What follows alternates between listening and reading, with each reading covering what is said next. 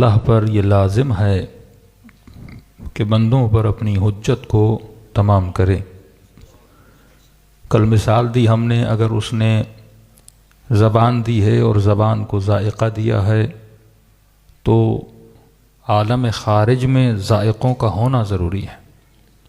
اگر اس نے پیاس دی ہے تو باہر پانی کا ہونا ضروری ہے۔ اگر اس نے بھوک دی ہے باہر کھانے کا ہونا ضروری ہے۔ اگر اس نے اس عالم میں سردی کو رکھا ہے تو کسی ایسی چیز کا ہونا ضروری ہے جس سے بدن گرم ہو جائے۔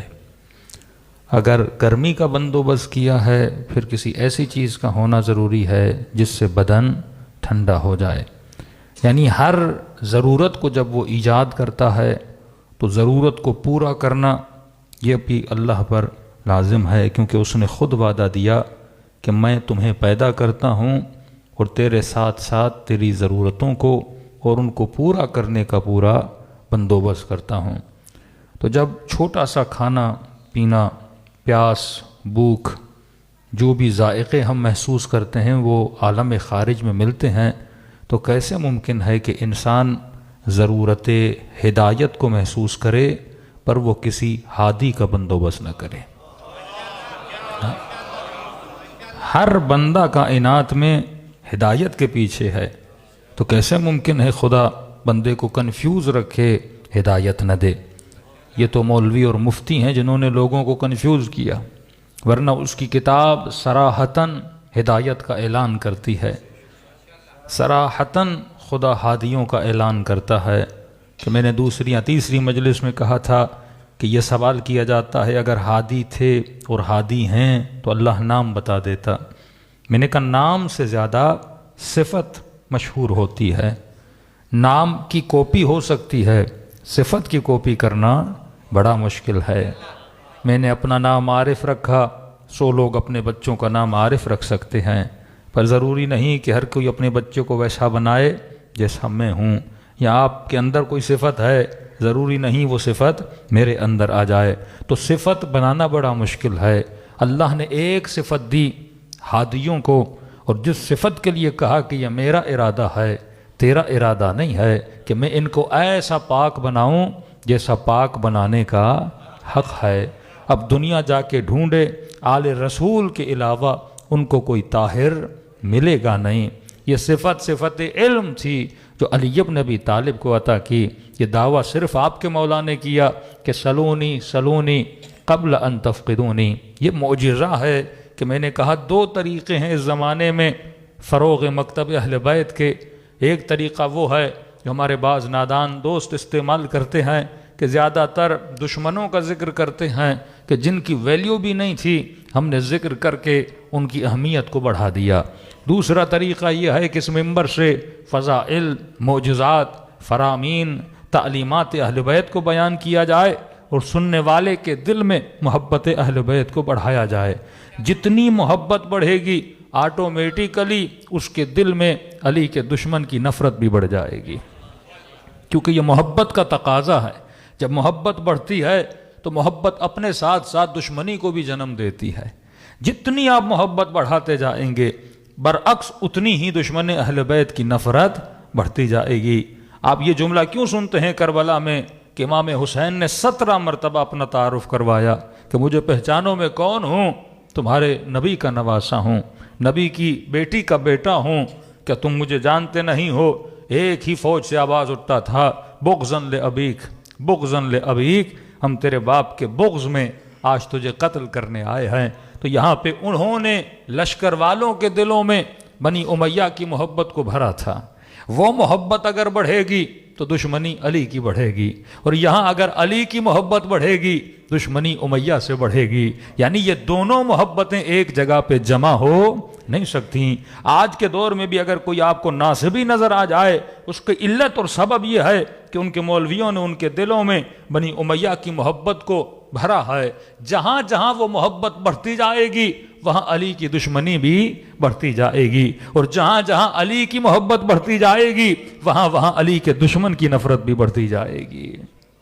تو دشمن یا تو اصل جو معیار ہے وہ محبت محمد اور آل محمد کا معیار ہے. تبھی ہم سے جو تقاضا کیا وہ محبت کا تقاضا کیا. میں مختلف قرآن کی صورتوں سے اشارے دیتے ہوئے آگے بڑھ رہا ہوں. دیکھیے خدا نے بڑی آسانی سے کئی چیزوں کو سمجھایا ہے. آپ نے صرف اس کو تاریخ سے ربط دینا ہے. جو مشاہیر ہیں فضائل اہل بیت کے اس سے ربط دینا ہے. نتیجہ آپ کے سامنے ہوگا. میں نے کئی سال پہلے مجلسوں میں یہ ذکر کیا تھا. مثلاً پورا قرآن پڑھنا ہر مسلمان پہ واجب نہیں ہے. قرآن کی ایک سورت واجب ہے اور اس سورت کا نام کیا ہے؟ یا آپ کو یاد نہیں ہے یا پتہ نہیں ہے؟ سورہ فاتحہ. یعنی 15 سال کے بعد ہر بچے پر یہ سورت واجب ہے. اگر یہ سورت نہیں آتی تو بندے کی نماز نہیں ہے. نماز نہیں ہے تو ایمان کامل نہیں ہے, اور ایمان کامل نہیں ہے تو آدمی جنت میں بھی نہیں جا سکتا. اب ایک سورت کو واجب قرار دیا, حالانکہ پورا قرآن اللہ کا کلام ہے. کیا ہوتا ہم اللہ اکبر کر کے مثلاً سورہ کوثر پڑھنا شروع ہو جاتے, سورہ انا انزلنا پڑھنا شروع ہو جاتے, سورہ عصر پڑھنا شروع ہو جاتے, سورہ قارعہ پڑھنا شروع ہو جاتے. وہ بھی تو خدا کا کلام ہے. کبھی احکام الہی کی سائنس کو تو سمجھا جائے کہ خدا اگر نماز میں بھی کسی چیز کو واجب کر رہا ہے, کیوں واجب کر رہا ہے؟ کیونکہ یہ واحد سورہ ہے جس میں خدا انسان کی ہدایت اور ہادی کا تعارف کرواتا ہے. اتنی آسانی سے اللہ نے تعارف کروایا ہے. اگر آپ غور سے پڑھیں, مثالوں کو ملائیں, صرف رٹا نہ کیا جائے, سرسری ترجمہ بھی پڑھیں گے تو آسانی سے انسان کو ہدایت مل سکتی ہے. کہ میں نے کہا مریم کو پاک بنایا, امت محمد میں آل رسول کو پاک بنایا. خود خدا کہتا ہے وَطَهَّرَكِ ہے مریم, میں نے تجھے پاک بنایا. اور آل رسول کے لیے کہتا ہے انما یرید اللہ, کس نے پاک بنایا؟ میں نے پاک بنایا. لیکن یہ سورت بھی نماز میں پڑھنا واجب نہیں ہے, یہ آیت بھی نماز میں پڑھنا واجب نہیں ہے. ایک سورہ حمد ہے جو نماز میں پڑھنا واجب ہے, اور احادیث میں ہے جس نے سورہ حمد نہیں پڑھی اس کی نماز نہیں ہے.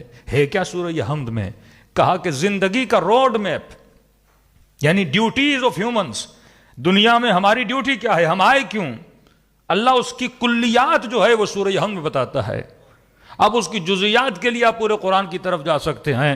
وہ یوسف کا قصہ ہے, وہ موسیٰ کا قصہ ہے, وہ نوح کا قصہ ہے. ان قصوں سے عبرت لے سکتے ہو, نشانیاں پا سکتے ہو کہ امتوں نے کیا کیا جو امت محمد کو نہیں کرنا چاہیے. رسول فرماتے ہیں جو سورہ حمد نہ پڑھے اس کی نماز نہیں ہے. میں زیادہ ابتدائی آیتوں میں نہیں جاؤں گا, آخری آیتیں جس جو ہماری موضوع سے بھی ریلیٹڈ ہیں. فرمایا بسم اللہ الرحمن الرحیم, شروع کرتا ہوں اس خدا کے نام سے جو رحمان ہے رحیم ہے. 2 صفتیں بیان کی, رحمان بھی ہے رحیم بھی ہے. ایک صفت عام ہے, ایک صفت خاص ہے. یعنی خدا رحمان بھی ہے رحیم بھی ہے. اس کا مطلب کیا ہے؟ ایک مرتبہ خدا رحمت بھیجتا ہے جنرل طریقے سے. مطلب جب بادل برستے ہیں تو بادلوں کو یہ نہیں کہتا کہ علی والوں کے گھر پہ برسنا اور منکر علی کے گھر پہ نہ برسنا.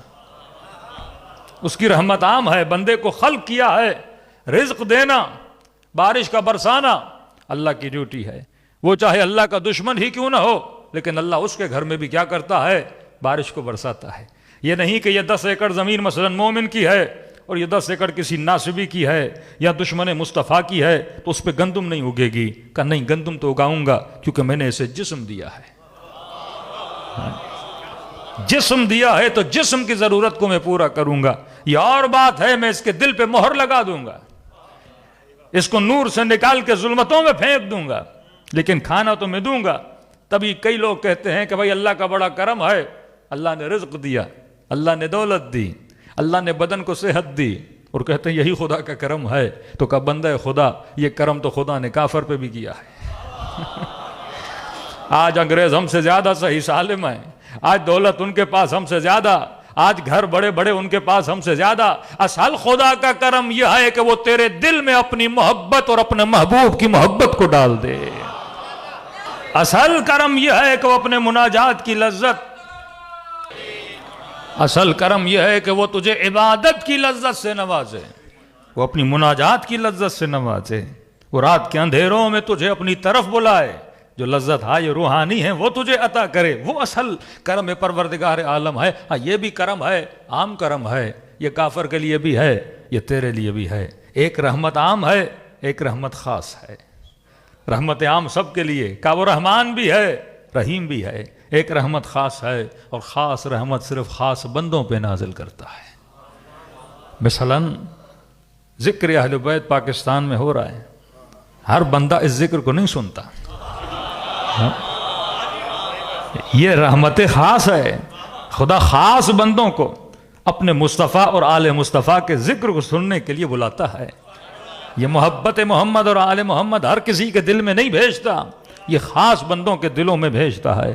تو کبھی رحمت خاص کو محسوس کیا کرو۔ شروع کرتا ہوں، تفسیر اس کی لمبی ہے، باقی مدد کی اور اسم کی اسے ہم چھوڑ دیتے ہیں۔ بسم اللہ الرحمن الرحیم، الحمد للہ رب العالمین۔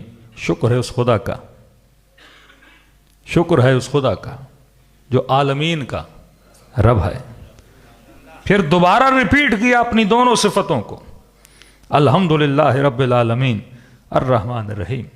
شکر اس خدا کا جو عالمین کا رب ہے، جو رحمان اور رحیم ہے۔ یہاں شکر کرنے کی وجہ کو بیان کیا جا رہا ہے۔ تین وجوہات کی وجہ سے اللہ کا شکر ہے۔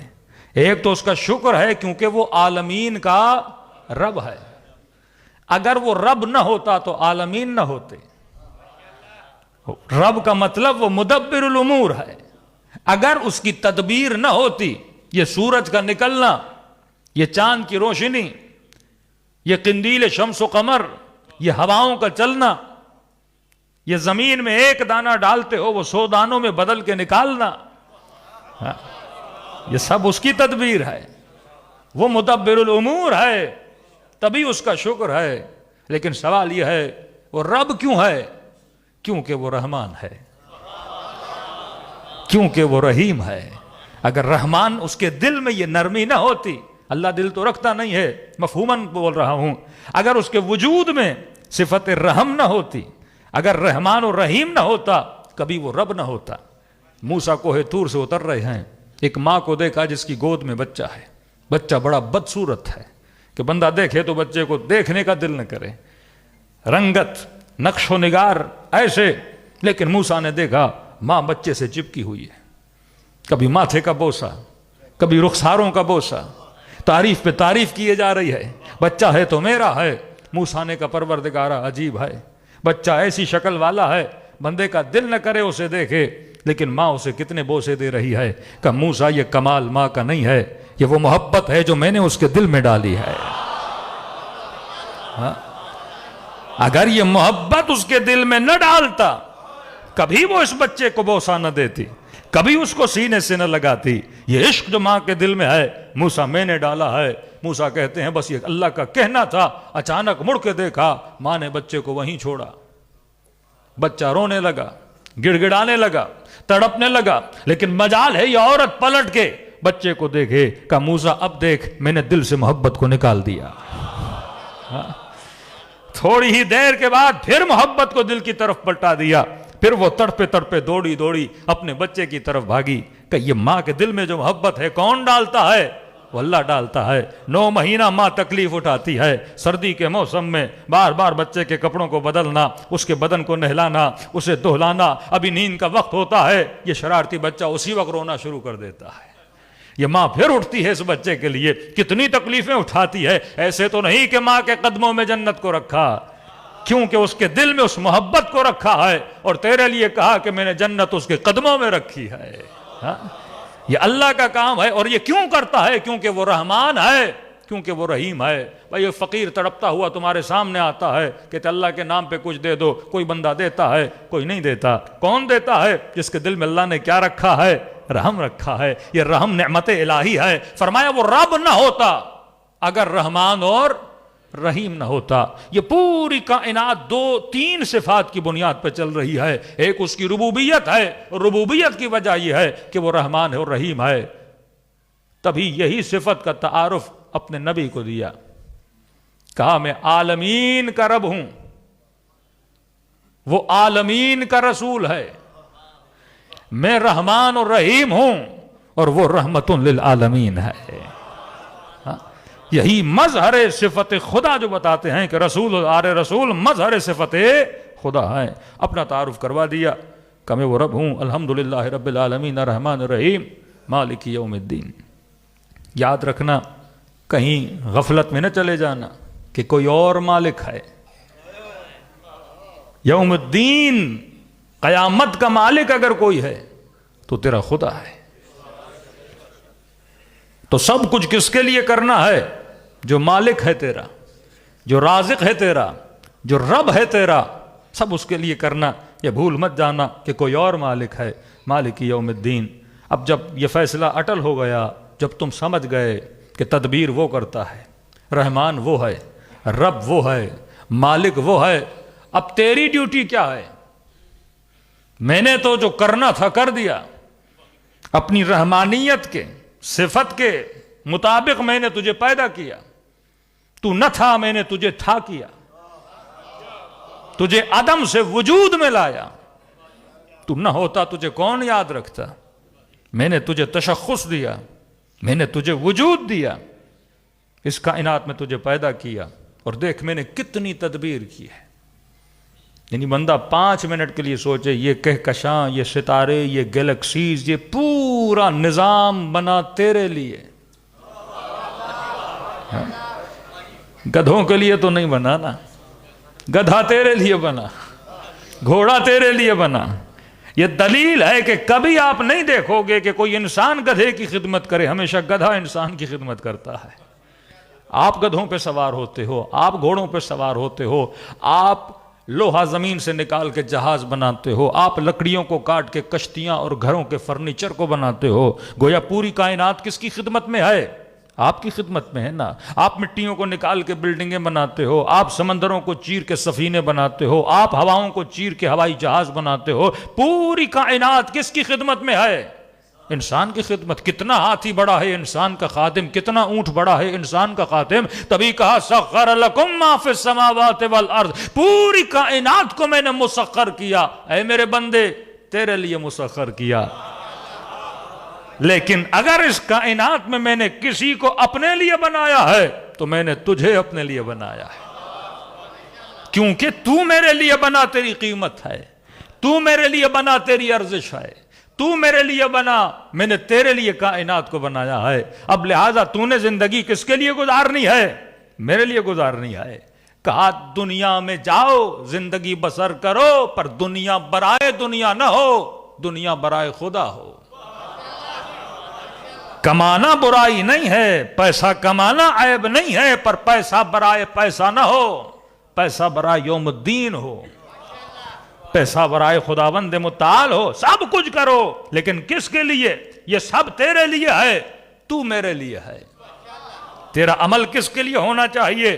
میرے لیے ہونا چاہیے. تو سوال بنا، پہچان گئے کہ میں کون ہوں؟ میں مدبر الامور ہوں، میں رحمان اور رحیم ہوں، میں مالک ہوں یوم الدین کا. اب تیری ڈیوٹی کیا ہے؟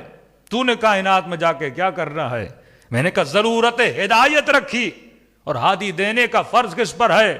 اللہ پر ہے. یہ نہیں ہو سکتا وہ کھانا دے، وہ ضرورتوں کو پورا کرے پر ہادی نہ دے. یہ نبیوں کا آنا بتاتا ہے کہ ہادی دینا اللہ کا کام ہے، خلیفۃ اللہ بنانا اللہ کا کام ہے. اور پہلا جملہ یہ کہا کہ کہو ایاک نعبد و ایاک نستعین. چاہے خدا حصر ہے، یہ نہیں کہا کہ نعبد و ایاک، کہا کہ ایاک نعبد، بس میں تیری ہی عبادت کرتا ہوں. وَإِيَّاكَ نَسْتَعِينُ، بس میں تجھ ہی سے مدد مانگتا ہوں. مطلب مسبب الاسباب اگر کائنات میں کوئی ہے تو کس کی ذات ہے؟ پروردگار عالم کی ذات ہے. ایک شبہ جو کیا جاتا ہے وہ یا علی مدد شبہ ہے. اس کا جواب میں نے سرسری پچھلی مجلس میں دیا تھا روح کی مثال دے کر کہ یہودی نے کہا کہ قرآن میں کیا ہے؟ تناقض ہے. کبھی خدا کہتا ہے روح میں نکالتا ہوں، کبھی کہتا ہے روح ملک الموت نکالتا ہے، کبھی کہتا ہے روح ملائکۃ اللہ نکالتے ہیں. کیا سمجھ نہیں آ رہا کہ نکالتا کون ہے؟ کبھی کہتا ہے میں، کبھی کہتا ہے ملک الموت، کبھی کہتا ہے ملائکۃ اللہ. تو امام فرماتے ہیں اصل جو سبب اصلی ہے وہ کون ہے؟ پروردگار عالم ہے، لیکن وہ کائنات کو اسباب کے ذریعے سے کیا کرتا ہے؟ چلاتا ہے۔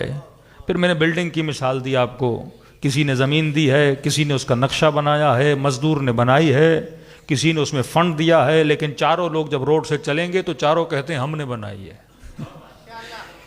کیونکہ انوالومنٹ مزدور کی بھی ہے، جس نے فنڈنگ کی اس کی بھی انوالومنٹ ہے، جس نے زمین دی اس کی انوالومنٹ بھی ہے، لیکن اصل مالک ایک ہی ہوتا ہے جو اس زمین کو سنبھالنے والا ہوتا ہے، جو مسبب اصلی ہوتا ہے۔ تو یہاں پہ ایک ترجمہ اگر وہابیوں والا لیا جائے کہ ایاک نعبد، کیونکہ حصر ہے نا، مسئلہ حصر کا ہے کہ بس تجھ ہی سے مدد مانگتا ہوں، اور اس حصر کو واقعاً پریکٹیکلی مانا جائے، مثلا کسی اور سے مدد نہیں مانگتا، میں تجھ ہی سے مدد مانگتا ہوں، اس کا مطلب یہ ہوا کہ بچہ ماں سے مدد نہ مانگے نا، اگر صرف ہم حصر کی مانا لیں، ماں سے مدد نہ مانگے نا، بندہ ڈاکٹر سے مدد نہ مانگے نا، بندہ گاڑی والے سے مدد نہ مانگے نا، روڈ پہ پاؤں ٹوٹ گیا تو ڈاکٹر سے مدد نہ مانگے نا۔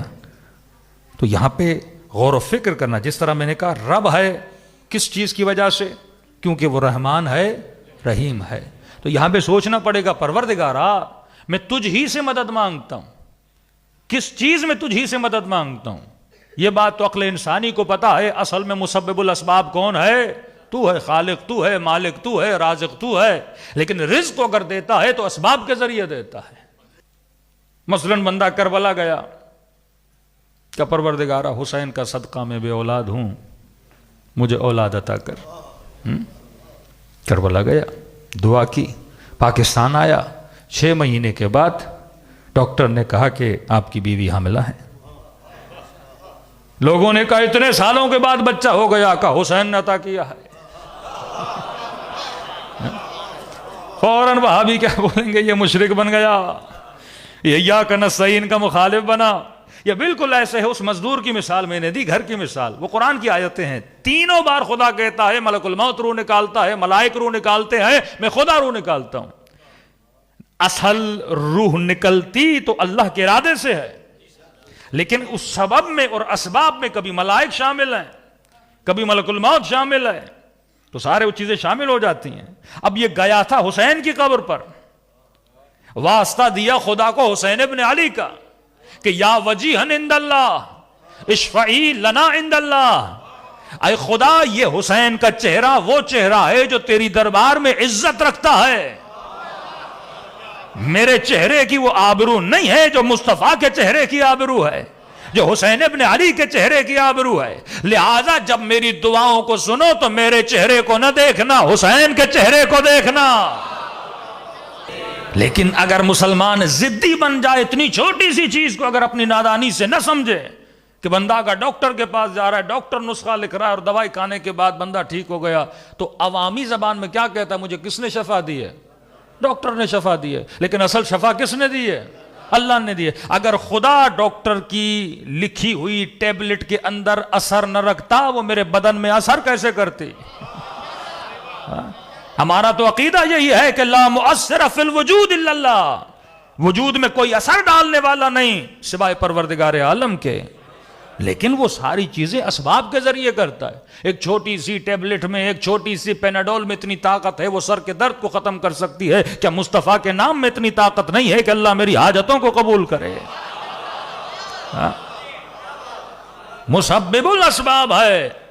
دوسری شک یہ ہے کہ جب ہم کہتے ہیں ایاک نعبد و ایاک نستعین، تیری ہی عبادت کرتے ہیں، تجھ ہی سے مدد مانگتے ہیں، ان دونوں اگلے جملے کا اور پچھلے جملے کے ساتھ ایک ربط بھی بنتا ہے۔ وہ ربط یہ ہے کہ یہاں پر ویسے تو ہر چیز میں خدایا میں تجھ سے مدد مانگتا ہوں، لیکن وہ مدد کب بنے گی؟ جب میں حقیقی عبد بنوں گا نا۔ ایک بندہ اللہ کا عبد ہی نہیں ہے، پھر مدد کیسے مانگے گا؟ وہ کافر بنے گا، مشرک بنے گا، سیکولر بنے گا۔ پہلے ایک اصول کو مانو، جب اس اصول کو تم نے تسلیم کر لیا کہ رسول پہلے رسول نہیں، پہلے عبد ہے، علی پہلے مولا نہیں، پہلے عبد ہیں، تبھی تشہد میں پڑھتے ہیں اشہد ان محمدن عبدہ ورسولہ، پہلے عبدیت کے مقام پر ہے، پھر رسالت کا مقام ملتا ہے۔ اب میں مدد مانگتا ہوں کس چیز میں؟ پہلے جملے کی طرف غور کریں، ایاک نعبد، تیری ہی عبادت کرتا ہوں. چلو تیری عبادت کرتا ہوں، لیکن اے خدا اس عبادت میں مدد کون کرے گا؟ میں نے عبد بننا ہے تیرا، میں نے بندہ بننا ہے تیرا. اب یہ بندگی مجھے کون سکھائے گا کہ کیسے بندگی کرنی ہے؟ مجھے اس مقام تک کون لائے گا؟ وہ تیرا ارادہ ہے نا. کیوں سورہ یہ آیت الکرسی میں کہا کہ اللہ ولی الذین آمنوا یخرجہم من الظلمات الی النور. اگر میں نے تجھے ولی مانا، پھر مجھے ظلمتوں سے کون نکالے گا؟ تو نکالے گا نا. اللہ کا ارادہ ہے ایاک نعبد، تیری ہی عبادت کرتا ہوں، و ایاک نستعین، اور اسی عبادت میں مدد کس سے مانگتا ہوں؟ تجھ سے مانگتا ہوں. تیرے علاوہ تیری عبادت میں میری کوئی مدد نہیں کر سکتا. تو ہی بتا سکتا ہے میں تیرا بندہ کیسے بنوں. تو ہی بتائے گا تیرا ہادی کون ہے، تو ہی بتائے گا تیرا نبی کون ہے، تو ہی بتائے گا میں کس کے در پہ جاؤں مجھے ہدایت ملے. اے خدا کوئی اور مجھے نہیں بتا سکتا. یہاں خلیفۃ اللہ کا فلسفہ حل ہو جاتا ہے کہ دنیا والے نہیں بتائیں گے تیرا خلیفہ کون ہے، تو ہی میری مدد کر کے بتائے گا. اچھا خدا اب مدد کرنا شروع کرتا ہے کہ پہلے مانو کہ تجھ سے مدد مانگتا ہوں، تیری ہی عبادت کرتا ہوں. اب دیکھ میں تیری مدد کیسے کرتا ہوں. کہ اب کہو اہدنا الصراط المستقیم. ڈیمانڈ کرو مجھ سے، دعا کرو، اہدنا، ہدایت کر ہمیں. کس پر؟ صراط مستقیم پر. ہے کیا صراط مستقیم؟ یہ کوئی پل ہے جو پاکستان میں ہے؟ یہ کوئی پل ہے جو چائنا میں ہے؟ یہ کوئی راستہ ہے جو مکے سے گزرتا ہے؟ کہ جلد بازی نہ کر، میں خود بتاؤں گا، میں خود بتاؤں گا، کسی سے پوچھنے کی ضرورت بھی نہیں ہے. اہدنا الصراط المستقیم، ہدایت دے کس پر؟ سیدھے راستے پر جو مستقیم ہے. میں کیسے پہچانوں سیدھے راستے کو؟ نقشہ اٹھاؤ تو یہاں بھی بڑے سیدھے سیدھے راستے ہیں، لیکن مجھے کیسے پتا چلے تیرا سیدھا راستہ کون سا ہے؟ کہ اگلی آیت کی طرف جا، صراط الذین. اگلی آیت پچھلی آیت کی تشریح کر رہی ہے اہدنا الصراط المستقیم، سیدھے راستے پر چلا. کون سا سیدھا راستہ؟ کہ صراط الذین انعمت علیہم، ان کا راستہ جن پر میں نے اپنی نعمتوں کو نازل کیا. پہلا جملہ بھی کامن ہے، اس کی تشریح میں جو اگلا جملہ آتا ہے وہ بھی کامن ہے. مطلب سیدھے راستے پہ ہدایت دے. اب بندہ پریشان، کون سا سیدھا راستہ؟ نشانی دے رہا ہے، وہ سیدھا راستہ، ان کا سیدھا راستہ. یہ دیکھو اس راستے پہ چل کون رہے ہیں؟ کائنات میں بڑے راستے ہیں، کچھ راستے پہ شیاطین چل رہے ہیں، کچھ راستے پہ مشرکین چل رہے ہیں، کچھ راستوں پہ کفار چل رہے ہیں، اور کوئی ایسا راستہ ہے جس پہ محمد چلتا ہے، ابراہیم چلتا ہے، عیسیٰ چلتا ہے، موسیٰ چلتا ہے. یہ وہ ہیں جن پر میں نے اپنی نعمتوں کو نازل کیا. پھر میں مجلس کی تھوڑے پچھلے جملے کی طرف جاؤں گا. کہا میں رحمان بھی ہوں. کتنی قرآن کی فصاحت اور بلاغت ہے. دو صفتوں کو لانے کی ضرورت کیا تھی؟ میں رحمان بھی ہوں، میں رحیم بھی ہوں. ایک رحمت عام ہے، ایک رحمت خاص ہے. یہاں پر بھی کہا نا انعمت علیہم، آگے وہ خود بتائے گا، لیکن کیونکہ مفتی اور مولوی یہاں پہ بہت ڈنڈی مارتے ہیں اس آیت پہ، اور فوراً جملہ یہاں سے کاٹ کے اپنی مرضی سے بتاتے ہیں کہ انعمت علیہم کون ہے. میں بھی بول سکتا ہوں انعمت علیہم میں ہوں، آپ بھی بول سکتے ہیں انعمت علیہم ہم ہیں. مولویوں کی تفسیر کے مطابق، مفتیوں کی بعض تفسیروں کی مطابق سرسری ترجمہ ہے نا، وہ جن پر میں نے اپنی نعمتوں کو نازل کیا. اب ہے کوئی کائنات میں ایسا بندہ جس پہ اللہ کی نعمت نہ ہو؟ لا کر دکھاؤ. میں تو کہوں گا اینیملز میں سے، انسانوں میں سے، جمادات میں سے کوئی ایک شے میرے سامنے ایسی لاؤ جو یہ بولے نا کہ اللہ کی نعمت میرے اوپر نہیں ہے. انسان بھی بولے گا میرے اوپر نعمت ہے، مچھر بھی بولے گا میرے اوپر نعمت ہے، مکھی بھی بولے گی میرے اوپر نعمت ہے. تو کیا ان کے راستے پہ چلنا ہے؟ میں زیادہ کھولتا نہیں ہوں، وہ بولتے ہیں فلاں ہیں فلاں ہیں فلاں ہیں، شہداء ہیں، یہ ہیں وہ ہیں، صدیقین ہیں، اور خدا نے قرآن میں بتایا فلاں آیت میں یہ نعمت والے یہ نعمت والے۔ بھائی فلاں آیت میں تب جاؤ جب اس آیت میں جواب نہ ہو۔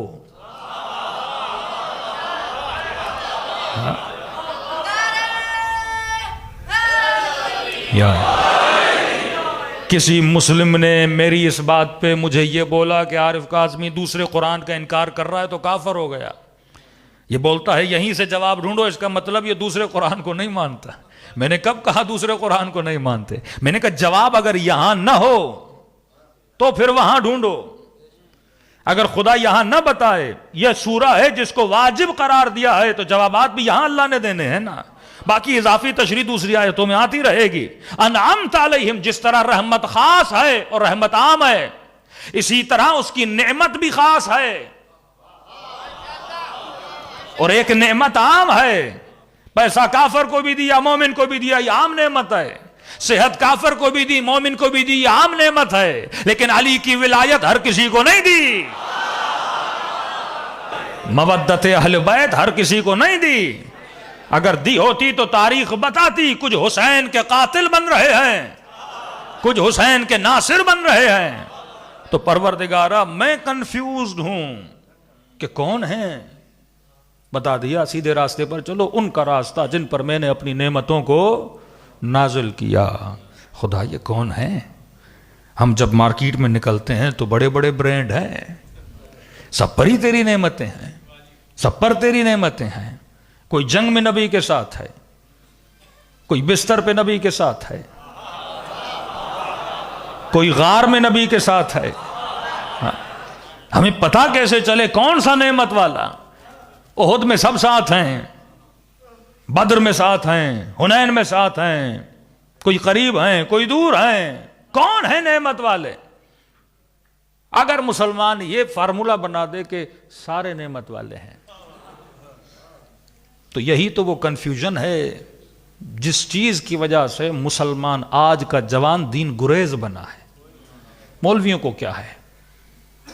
کسی اہل سنت کے جوان نے کہا، لبرل مائنڈ سیٹ کا بچہ تھا، کہا آپ کہتے ہو دیندار بنو دیندار بنو، رمضان میں ہم ٹی وی کھولتے ہیں ایسے لگتا ہے چار مرغے آپس میں لڑ رہے ہیں، مولوی تو لگتے ہی نہیں ہے کسی اینگل سے۔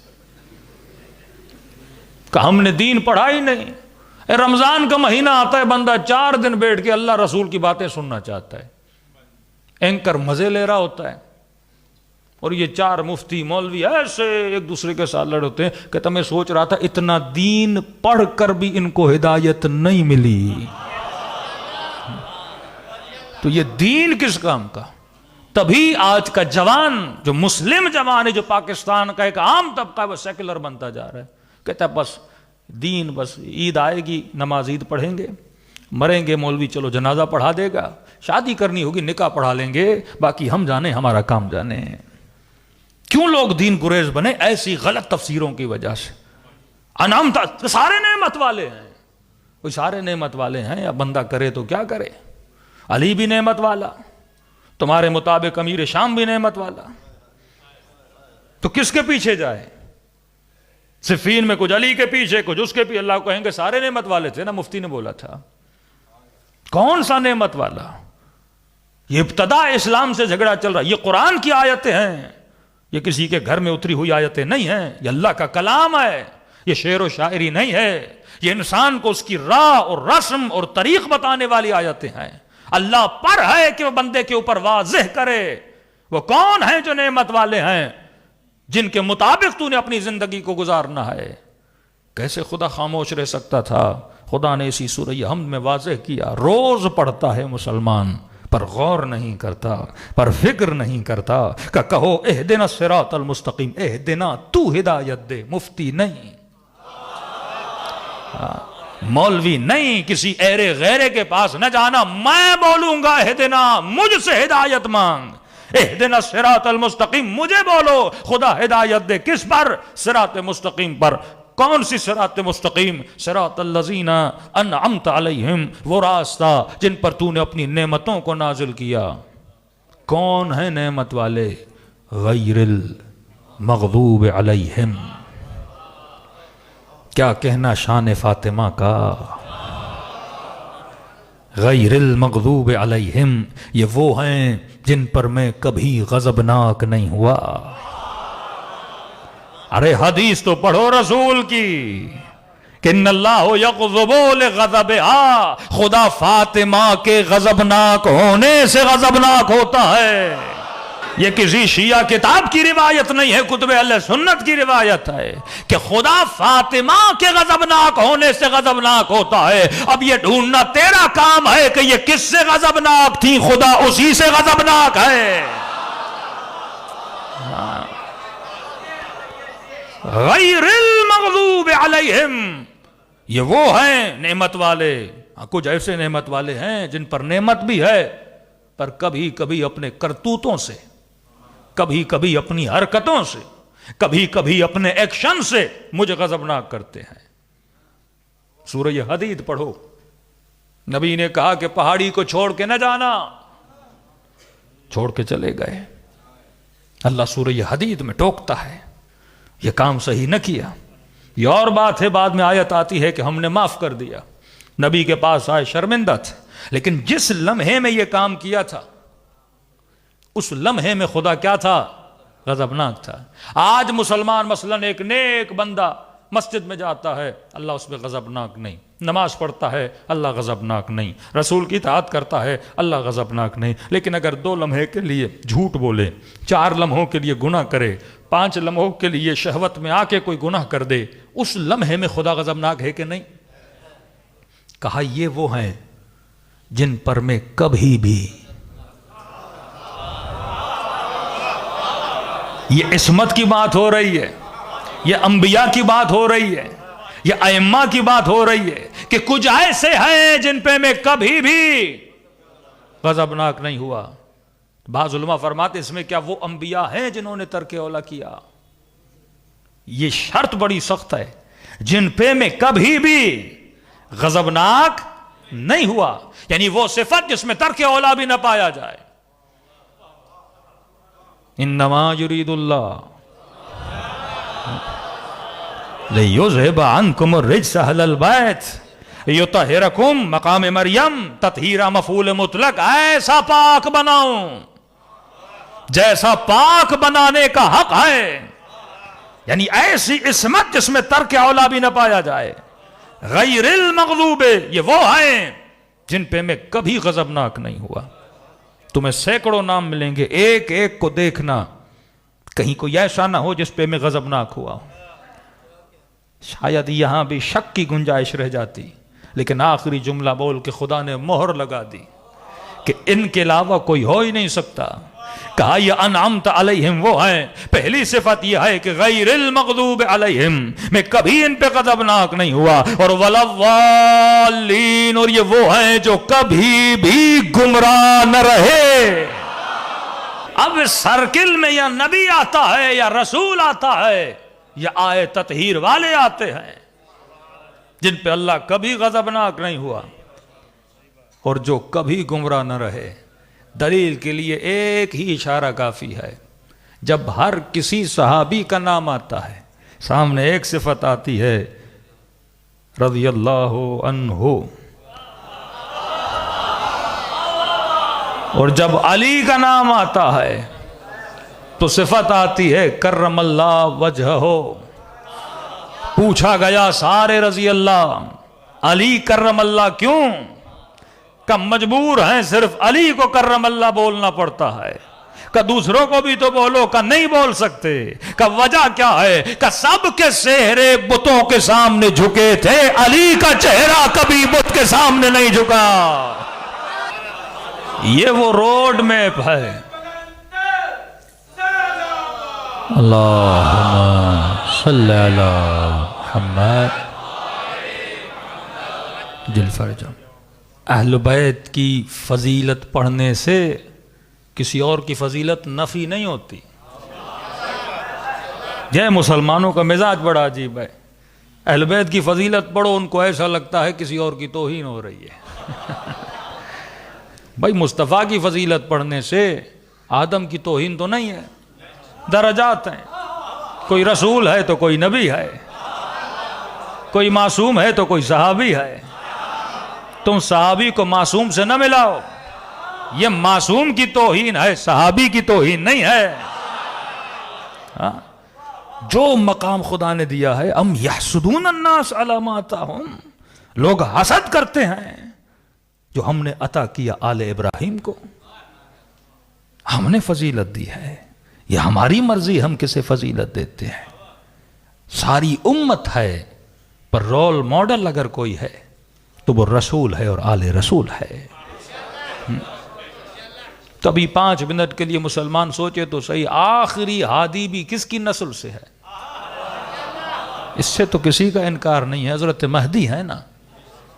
اور یہ کیوں کہا گیا کہ جب حضرت مہدی آئیں گے کہیں گے عیسیٰ کو آپ پہلے نماز پڑھائیے، عیسیٰ کہیں گے نہیں آپ کے ہوتے ہوئے ہم کیسے نماز پڑھائیں؟ اب اس پہ بہانے نکالے جا رہے ہیں۔ رسول نے بھی کبھی کسی کے پیچھے نماز پڑھی تھی، حدیث لائی جاتی ہے، بھائی ٹھیک ہے، لیکن وہ نماز جاری تھی۔ مثلا نماز جماعت ہو رہی تھی، رسول خدا آ گئے، اب کیا اس کو مصلی سے اٹھا کے پھینکتے کیا؟ عقل نام کی بھی کوئی چیز ہوتی ہے۔ مثلا مسجد میں نماز ہو رہی ہے، مولانا صاحب نہیں ہے، وقت نکلا جا رہا ہے، آپ نے کہا بھائی کس کی قرت اچھی ہے، کہ فلاں بندے کی قرت، بھائی آپ آئیے نماز پڑھائیے۔ نماز کے لیے شرط تو نہیں ہے کوئی مولوی پڑھائے، جس کی قرت صحیح ہو، بندہ عادل ہو، آگے کھڑا ہو جائے۔ عدالت کی شرط ہمارے یہاں، ان کے یہاں نہیں ہے۔ آگے کھڑا کر کے آپ نے نماز پڑھانا شروع کر دی، بیچ میں پھر مولانا صاحب آ گئے، اب کیا اس کو مصلی سے اٹھا کے ٹپکیں گے کیا؟ کہ تم مصلی پہ کھڑے ہو گئے۔ شعور نام، منطق نام، لوجک نام کی بھی کوئی چیز ہوتی ہے۔ ایک حدیث ملتی ہے جس میں مسجد رسول خدا آئے، کوئی بندہ نماز پڑھا رہا تھا، بھائی نماز پڑھا رہا تھا، اس نے کنٹینیو کی، رسول پیچھے کیا ہو گئے؟ کھڑے ہو گئے۔ اب تجھے کیا پتا رسول نے جماعت کی نیت کی تھی یا فرادہ کی؟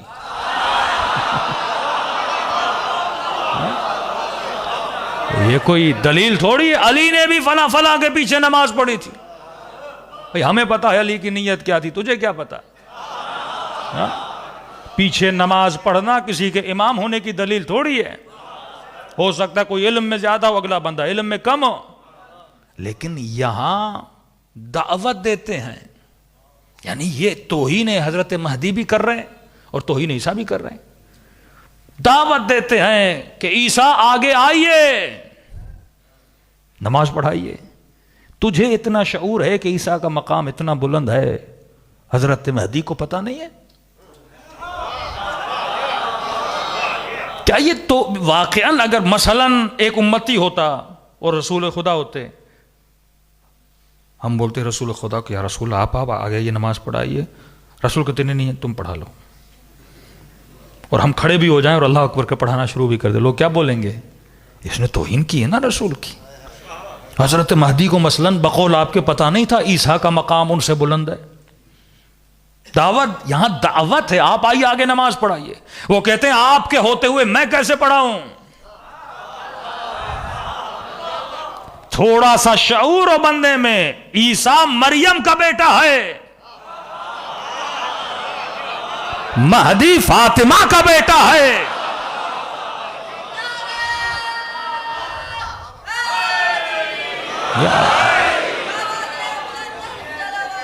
اللہم صلی علی محمد۔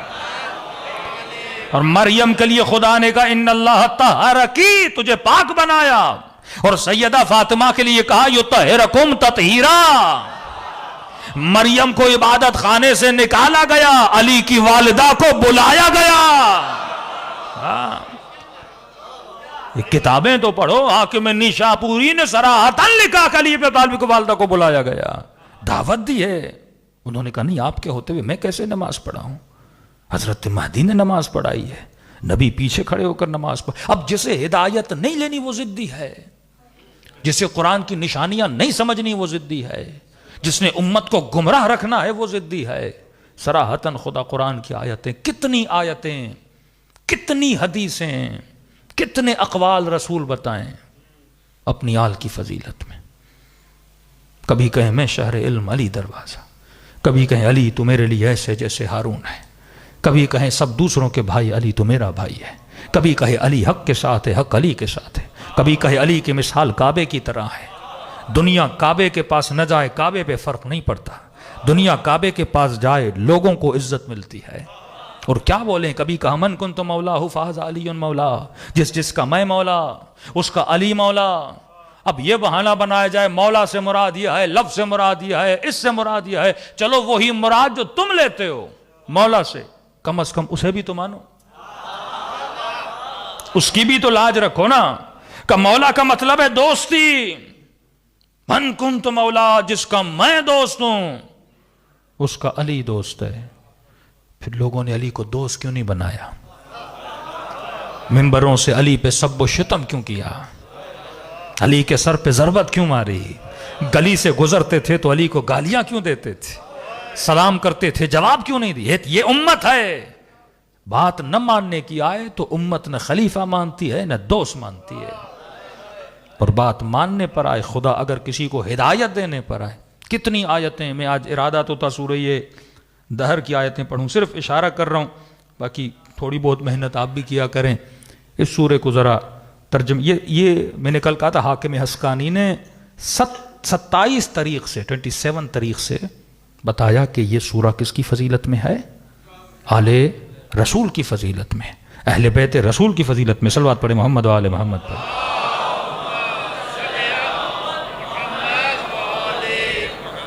یہ سورہ شروع ہوتا ہے حل اتى علی الانسان حین من الدہر لم یکن لہ شیئا مذکورا. انسان کو کوئی جانتا نہیں تھا, ہم نے انسان کو خلق کیا, نطفے سے خلق کیا. ابتدائی آیتیں ہیں. پھر اللہ خلقت انسان کی بات کر کے ان انسانوں میں خلق شدہ کچھ خاص انسانوں کا ذکر کرتا ہے. کہتا ان الابرار یشربون من کأس کان مزاجها کافورا. کچھ لوگ ہیں جو ابرار ہیں, عباد خالص ہیں, مقرب درگاہ خدا ہیں.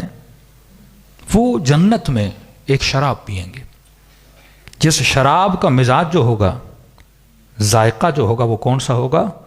کافور کا ہوگا. عیناً یشرب بہا عباد اللہ یفجرونہا تفجیرا. یہ جو شراب ان کو دی جائے گی جس کا مزاج کون سا ہوگا؟ کافور کا ہوگا. یہ کس چشمے سے آئے گی؟ مثلا گلاسوں میں ابرار کو ایک شراب دی جا رہی ہے جس کا ذائقہ کافور سے ملتا جلتا ہے. یہ کس چشمے سے آئے گی؟ عیناً یشرب بہا, اس چشمے سے ان کو دی جائے گی جس چشمے سے عباد اللہ پیا کرتے ہیں. یعنی ابرار سے بھی کچھ اعلیٰ مقامات ہیں. اس لیے مولا فرماتے ہیں علی کے شیعہ ابرار ہیں. ان ابرار کو جام پلائیں گے کون؟ عباد اللہ, اللہ کے خاص بندے, ایک خاص چشمے سے پلائیں گے. یفجرونہا تفجیرا, ان کی مرضی ہے, وہ جہاں چاہیں اس چشمے کو جاری کریں, جسے چاہیں یہ جام پلائیں. ان کی مرضی ہے, جسے چاہیں سلمان بنائیں, جسے چاہیں حبیب ابن مظاہر بنائیں. یہ چشمہ ان کے پاس ہے, جس کے جام میں ان کی مرضی ہوگی اس چشمے کے دو قطرے ڈال دیں, وہ ابرار بنتے ہیں. اور یہ کون ہے؟ اب خدا تعارف کرو, قرآن ہے نا, صرف ترجمہ آپ پڑھیں گے. ابرار جام پئیں گے. جام کہاں سے پئیں گے؟ ایک چشمہ ہے جو عباد اللہ کا ہے, وہ جہاں چاہتے ہیں چشمے کو جاری کرتے ہیں. اب یہ عباد اللہ کون ہے؟ یہ وہ ہیں یوفون بالنذر, جو اپنی نظر پہ وفا کرتے ہیں. وَيَخَافُونَ يَوْمًا كَانَ شَرُّهُ مُسْتَطِيرًا. شب جمعہ ہے اور ڈرتے ہیں اس دن سے جس کا شر بہت زیادہ ہے, یعنی قیامت کا دن. یہ عباد اللہ وہ ہیں جو کیا کرتے ہیں؟ نظر پہ وفا کرتے ہیں. جملوں پہ غور کیجئے گا. دوسرا, قیامت کے شر سے خوف ہے ان کے دل میں.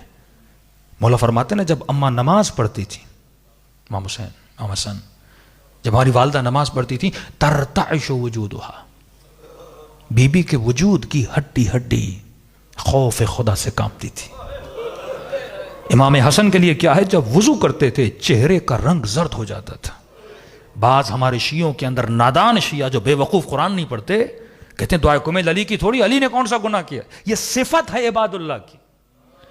بندہ بلے گناہ نہ کرے پر وجود میں خوف خدا ہوتا ہے. خوف خدا کیوں ہوتا ہے؟ کیونکہ وہ قیامت کے شر سے ڈرتے ہیں.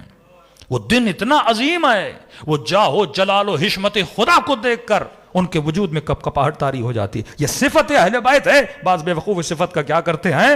انکار کرتے ہیں. یوفون بالنذر، ان صفتوں کا دیکھنا کتنی پیاری صفت ہے. واللہ زندگی اہل بیت میں جاؤ، بندہ محظوظ ہوتا ہے ان آیتوں کو پڑھ کے. نظر پہ وفا کرتے ہیں. دوسرا، اس دن سے ڈرتے ہیں جس کا شر بہت بڑا ہے. واللہ سارے اصحاب کی تاریخ اٹھاؤ اور اہل بیت کی تاریخ اٹھاؤ، کون ہے جس نے خوف خدا کی دعائیں پڑھی ہیں؟ کمیل کس نے سکھائی؟ علی نے.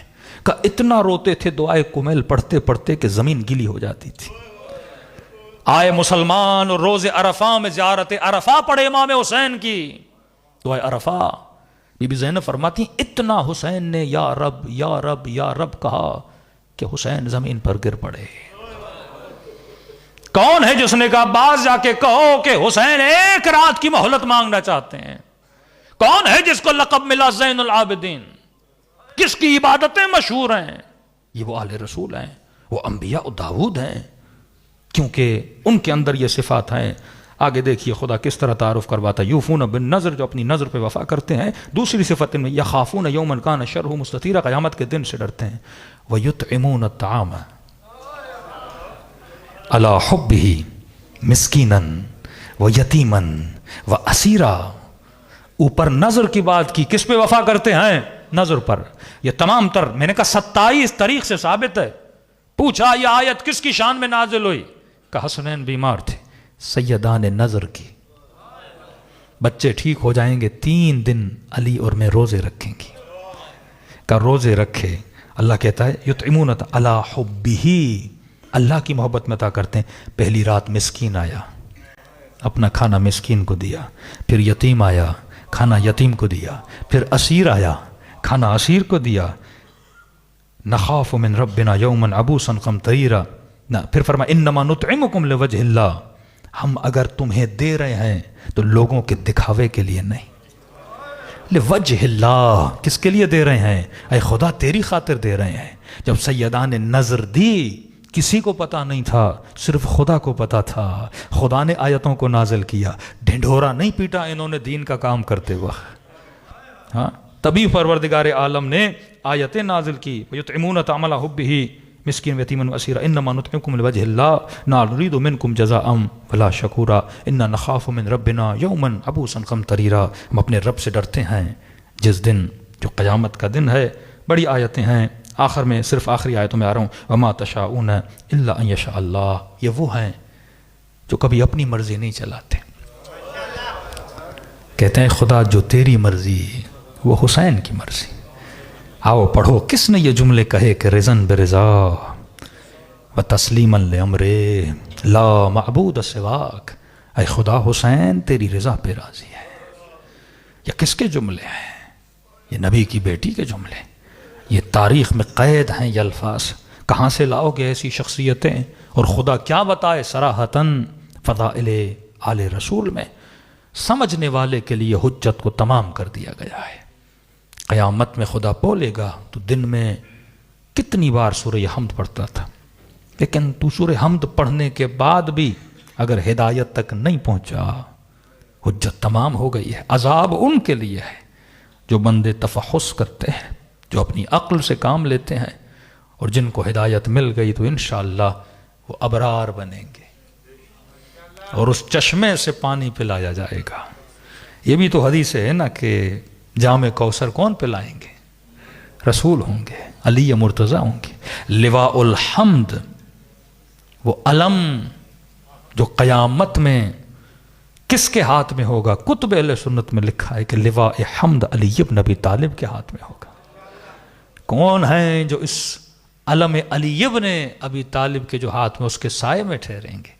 دعائے ندبہ پڑھیے، بڑی پیاری دعا ہے. کل جمعہ بھی ہے، آج شب جمعہ ہے. کہا نا کہ میرے شیعہ، اے علی تم اور تمہارے شیعہ علی منابر من نور، قیامت کے دن نور کے ممبروں پہ بیٹھے ہوں گے. ہاں، کچھ باتیں تو تھیں دوسروں کے لیے ہدایت کے لیے، کچھ اپنے لیے بھی سنیے. شیعہ بنیے تاکہ نور کا ممبر نصیب ہو۔ ابھی الحمدللہ ہم سب محبت کے مقام پر فائز ہیں، جب شیعت کے مقام پہ فائز ہو گئے، یعنی وہ خوف پیدا کرو، نخاف یومن کان شرہ مستطیرا، یہ خوف پیدا ہوتا ہے دعائے کمیل پڑھنے سے، یہ خوف پیدا ہوتا ہے عبادات کو انجام دینے سے، یہ خوف پیدا ہوتا ہے کہ بندہ غفلت کو توڑے، یہ سوچے کہ خدا مجھے دیکھ رہا ہے۔ مولا فرماتے ہیں جوان سے پوچھو زندگی کیسے گزری، کہے گا خواب کی طرح، بوڑھے سے پوچھو کہے گا خواب کی طرح، 70-80 سال کے بندے سے پوچھو خواب کی طرح، کہ عجیب بندے ہو جو زندگی خواب کی طرح گزر جائے، اس زندگی کے لیے اپنی آخرت کو تباہ و برباد نہ کیا کرو۔ کہ عباس ایک رات کی مہلت مانگو، 5 منٹ کے لیے سوچیے، جب یقین تھا کہ کل شہید ہو جائیں گے، بندے کو ایک رات کی مہلت ملے، اپنی بیٹی کے ساتھ گزارے، بھائیوں کے ساتھ گزارے، کڑیل جوان بیٹوں کے ساتھ گزارے۔ لیکن لشکر یزید کے سپاہی کہتے ہیں حسین کے لشکر سے تسبیح خدا کی آواز ایسے آ رہی تھی جیسے شہد کی مکھیاں اپنے چھتے پہ آواز نکالتی ہیں۔ ایسی بندگی کی واللہ کسی نے ایسی بندگی نہیں کی۔ یہ وہ عباد اللہ ہے، اس کا رنگ ہمارے اندر ہونا چاہیے۔ صبغت اللہ ومن احسن من اللہ صبغہ، کون ہے جو اپنے وجود کو رنگ خدا میں رنگ دے؟ کہ کس طرح شیعہ بنے کا بڑا آسان ہے، کوشش کرو جو صفات اہل بیت کی ہیں وہ اپنے اندر پیدا کرنا شروع کر دو، تم بھی منا اہل بیت بن جاؤ گے۔ مولا علی کی صفت کیا تھی؟ شجاع تھے، خوف خدا تھا، سخی تھے۔ امام حسن کی صفت کیا تھی؟ امام حسین صابر تھے۔ امام موسیٰ کاظم والکاظمین الغیظ، اپنے غصے کو پینے والے، باقر العلوم، علم کا چشمہ، یہ ساری صفات۔ امام رضا جلدی راضی ہونے والے، جواد، یہ ساری صفات اپنے اندر پیدا کرو سیرت اہل بیت کی، پھر ہمارے اندر کس کی خوشبو آنا شروع ہو جائے گی؟ کردار اہل بیت کی خوشبو آنا شروع ہو جائے گی۔ اور یہی وہ وزن ہے، فہو فی عیشۃ راضی، آخرت میں عیش وہ کرے گا من ثقلت موازینو، جس کا وزن کیا ہوگا؟ پیسوں کا وزن نہیں، بیگز کا وزن نہیں، اعمال کا وزن زیادہ ہوگا۔ ابتدا واجبات سے کریں، 40 دن، 60 دن، 80 دن، جب پابند ہو جائے نا واجبات پر، پھر آہستہ آہستہ بندہ مستحبات کی طرف بڑھتا چلا جائے۔ پھر خدا ینابیع الحکمہ، حکمت کے چشمے مومن کے دل پہ کیا کرتا ہے؟ جاری کرتا ہے۔ بہت قریب ہیں، بہت قریب ہیں جنت کے، بس وہ کرنا ہے جو حر نے کیا۔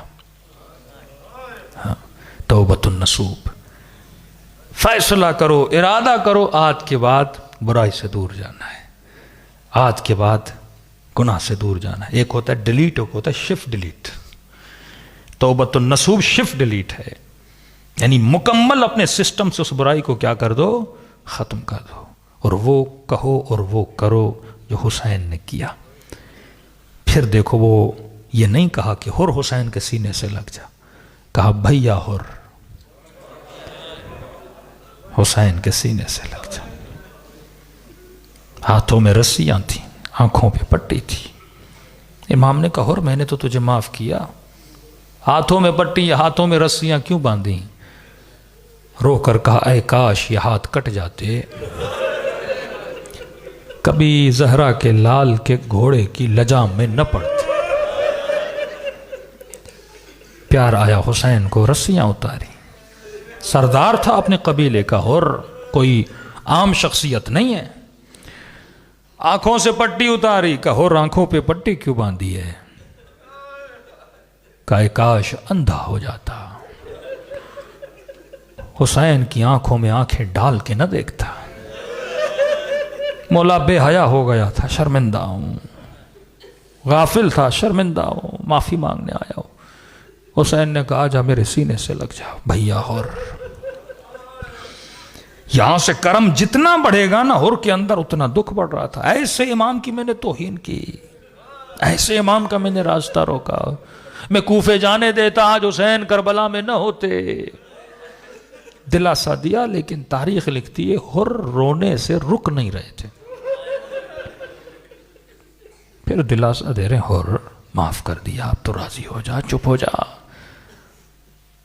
سفید بالوں والا بوڑھا ہے اور بچوں کی طرح رو رہا ہے، حسین بھی دیکھ رہے ہیں، پورا لشکر دیکھ رہا ہے، دلاسے دے رہے ہیں اور معاف کر دیا حسین نے۔ روتے روتے کا مولا ایک گزارش ہے، بولو حر، مولا آپ نے معاف کیا، میرا دل ہے کہ میں بیویوں سے معافی مانگوں۔ خدا کی قسم میں حر بنا فاطمہ کی وجہ سے۔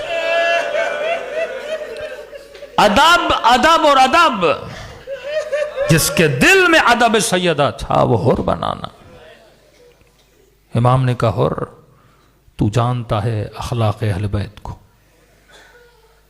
جب میں نے معاف کیا تو اس پورے گھر کے بچے نے تجھے معاف کیا۔ سب حسین کی رضا پہ راضی ہو جاتے ہیں، یہاں امام کی اطاعت ہے حر کا موفع۔ وہ بات سمجھتا ہوں لیکن دل کو سکون نہیں مل رہا، روئے جائے کہ حر اصرار کیوں کر رہا ہے؟ میں نے معاف کیا، میری بہنوں نے، میری بچیوں نے معاف کیا، کہتا میرا دل کو اطمینان نہیں مل رہا۔ کہ حر کیوں؟ کہ مولا مجھے یاد ہے جب آپ کا راستہ روکا تھا، مجھے اماریوں سے کچھ بیبیوں کے رونے کی آوازیں آ رہی تھیں، وائے ہو مجھ پہ، میں نے زہرا کی بیٹیوں کو رلایا۔ میں کہوں گا سلام حر تجھ پہ، اتنا ادب ہے کہ تو شرمندہ ہے، تو نے زہرا کی بیٹیوں کو رلایا۔ ارے انہی بیٹیوں کی ماں جب مدینے میں روتی تھی نا، کہتے تھے علی زہرا کو کہو یا دن کو روئے یا رات کو روئے۔ امام نے کہا باس جا کے خیموں میں اعلان کرو حر معافی مانگنا چاہتا ہے۔ اعلان ہوا، یہ خیموں کے باہر خاک کربلا پہ بیٹھا، ایسے جیسے کوئی فقیر خیرات مانگتا ہے۔ سر سے امامہ اتارا اور فریاد کر کے کہا اے زہرا کی بیٹیوں، کائنات کا سب سے بڑا گنہگار معافی مانگنے آیا ہے۔ میں نے تم کو رلایا ہے، قیامت میں فاطمہ کو منہ کیا دکھاؤں گا؟ ملتا ہے، بی بی نے اون محمد سے پوچھا یہ کون ہے؟ کہا ماں جس نے ماموں کا راستہ روکا تھا وہ معافی مانگنے آیا ہے۔ کردار حسین کا یہ تھا کہ بھیا کا، اب دیکھو زینب نے کیا کہا، بچوں کو کہا بڑے ادب سے جانا، سلام کرنا اور کہنا ماموں حر۔ زہرا کی بیٹی تجھے سلام دیتی ہے۔ بچوں کا یہ کہنا تھا، حر کے رونے میں اور اضافہ ہوا۔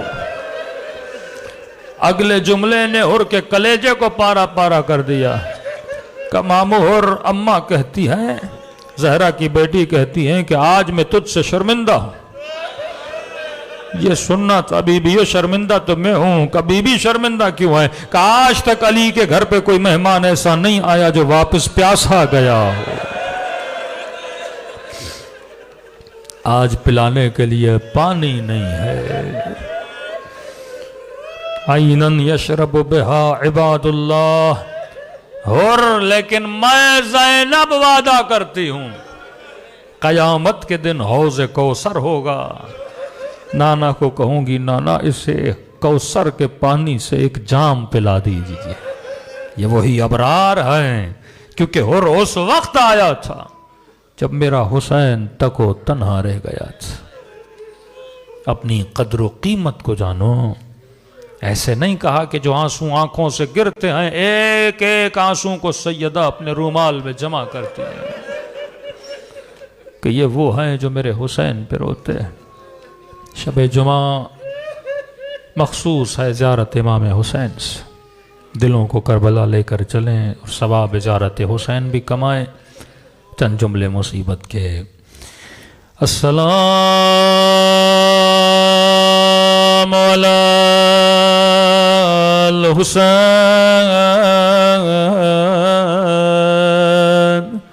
وعلی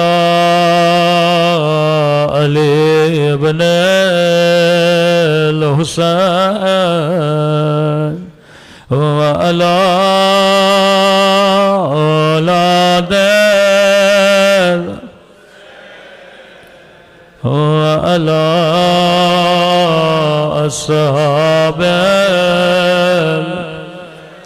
بلند آواز سے السلام علی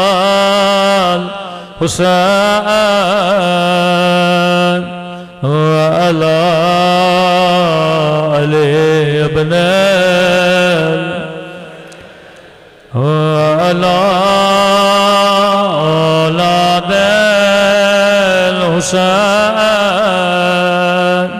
وعلی الصحابہ بلند آواز سے السلام علی الحسین وعلی علی ابن وعلی اولاد الحسین وعلی الصحابہ میرا سلام ہو جلتے ہوئے دروازے پہ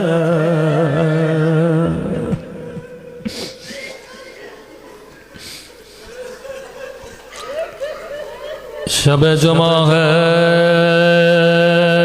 شب توبہ ہے دعا کریے خدا آج کی رات میری گنہگار آنکھوں کو نہ دے تجھے واسطہ ان آنکھوں کا ایک آنکھ میں تیر تھا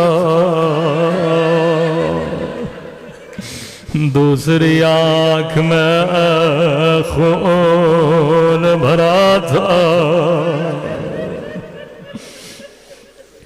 کہا عباس زندگی گزر گئے تو نے مجھے بھیا نہ کہا آج امام ہو کے حکم دیتا ہوں مجھے بھیا کہو یہاں جنت البقیع کی طرف رخ کیا کہا اما ام البنین معاف کرنا میں اپنا وعدہ توڑ رہا ہوں اے خدا آج کی رات میرے گنہگار ہاتھوں کو نہ دے تجھے عباد کے کٹے ہوئے بادوں کا واسطہ آج کی رات میری گنہگار زبان کو نہ دے تجھے واسطہ علی اصغر کے خوشگو زبان کا شب جمعہ مخصوص ہے زیارت امام حسین جب عام مومن کی خواہش ہے میں شب جمعہ حرم امام حسین میں گزاروں یقیناً آج کی رات امام زمانہ کربلا میں موجود ہوں گے مجھے نہیں پتا کہاں پہ گریہ کر رہے ہوں شاید تلہ زینبیہ پہ رو رہے ہوں گے یا شاید رأس الحسین کے مقام پہ رو رہے ہوں گے یا شاید نہر فرات کے کنارے عباد کے کٹے ہوئے بادوں پہ رو رہے ہوں گے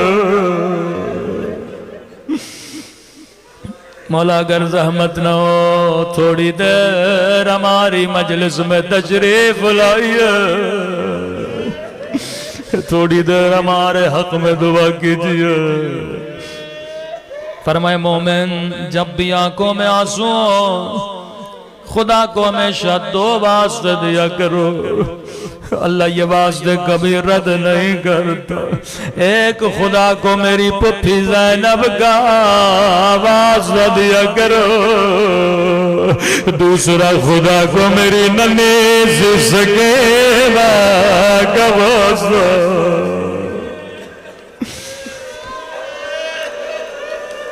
آج ایسا واسطہ دے خدا کبھی دعا کو رد نہ کر۔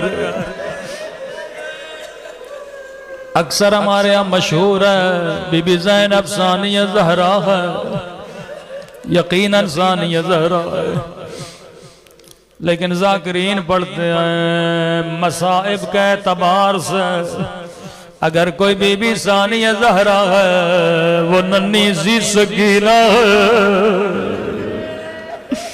مصیبتیں بڑی ملتی ہیں۔ سیدہ بھی بابا کے بعد زیادہ زندہ نہ رہی، سکینہ بھی بابا کے بعد زیادہ زندہ نہ رہی۔ سیدہ کو بابا کے بعد ظالموں نے دادیاں نے مارے، سکینہ بھی بابا کے بعد دادیاں نے کھاتے رہے۔ سیدہ کو بھی اندھیری رات میں غسل دیا گیا، سکینہ کو بھی اندھیری رات میں غسل دیا گیا۔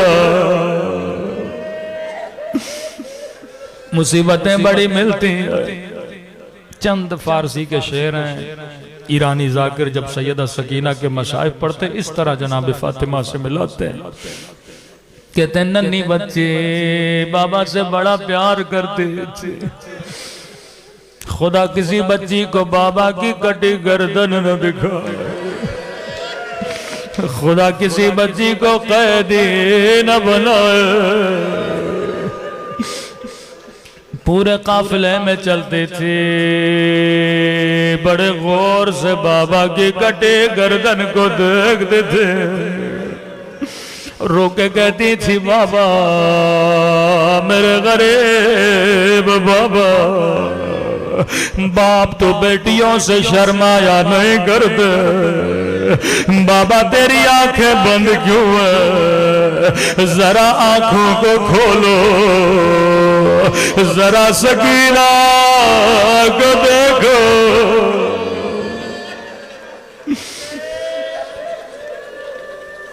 ایرانی ذاکر اس طرح پڑھتے ہیں، بچی بابا کو دیکھتی ہے کہتی ہے پدر جان منین غسرا بکھے گویا، بابا بھی اپنا غم کسے بتاؤں، میں تیرے زینے پہ زونے کی یادیں، پدر جان منین غسرا بکھے گویا، بجائے تماشا سرت را ببوسا، بابا میں نے شمر کی بڑی منتیں کی، میں تیرے سر کو دیکھ تو رہی ہوں، لیکن میرا دل ہے تیرے سر کو اپنے سینے سے لگاؤ،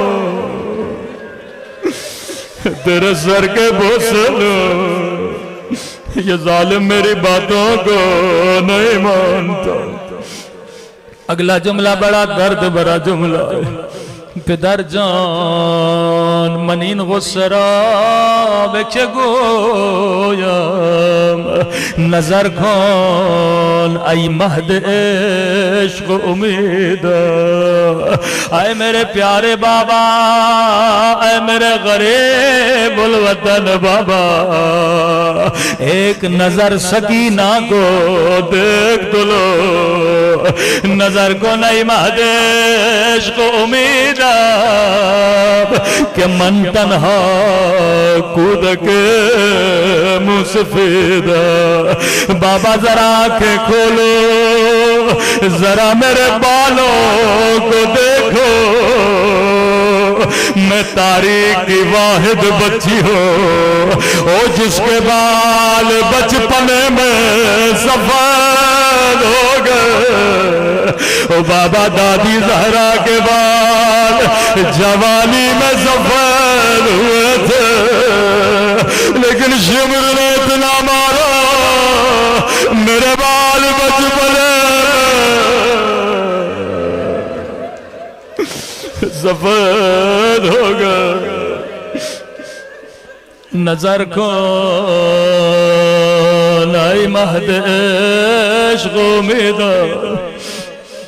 بابا ذرا ایک نظر سکینہ کو دیکھو کہ من تنہا کودک مسفید نظر کو نئی مہد عشق امید کہ من تنہا کودک قد خمید بابا ایک نظر میری کمر پہ کرو